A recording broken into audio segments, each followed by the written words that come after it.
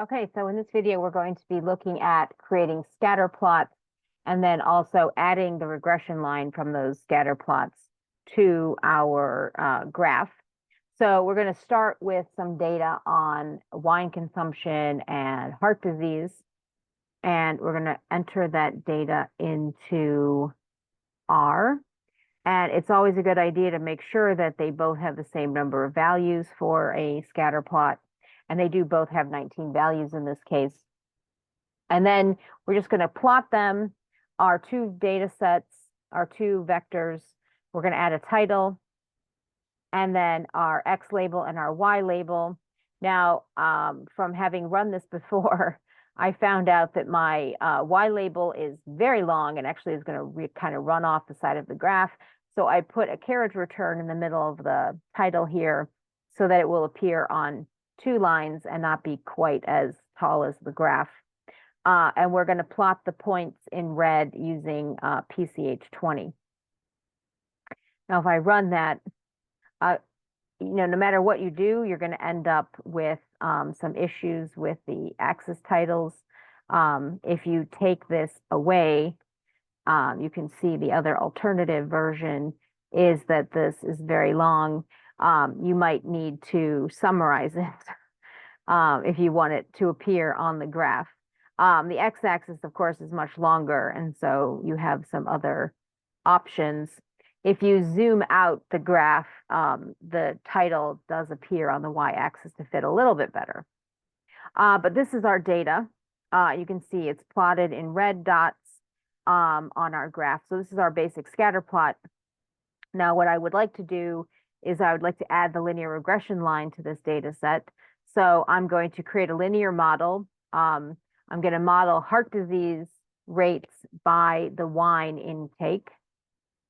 And then I'm going to get an output, a summary of my regression model.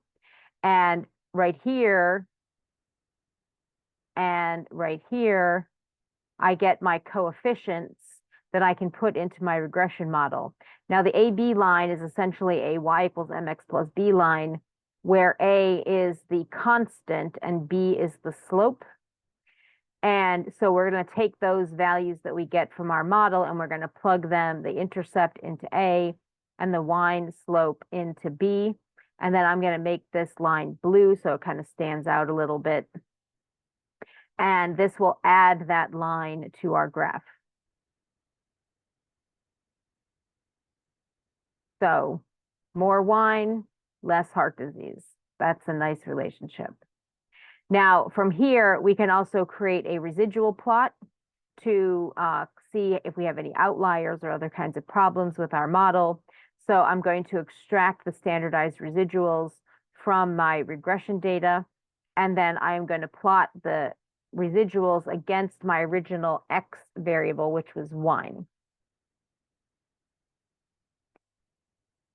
And so these are my residuals. And again, we want them to appear random. So this looks like a good residual plot. Now, the next thing, we're going to try a similar example with nickel and tensile strength. And so I'm going to input this data. And again, I'm going to start by creating a scatter plot with just the initial two input variables here. This time I'm going to use dark green and PCH equals 3. So those are our pluses, the PCH equals 3. And then I'm going to create my linear model in order to get the coefficients that I need to plot my regression line. And so I'm going to run my linear model. Again, I'm modeling tensile strength by nickel. If I get my summary, it's here that I get my intercept value for A and my slope value for B. And I'm going to plot this one in dark orange. There's my regression line. And then furthermore, just as with our previous example, we can then look at the residual graph to see if it suggests that there's any problems. And I'm going to extract my standard residuals from my model. And then I am going to plot, again, the X variable in my model versus the standardized residuals And again, these look nicely random.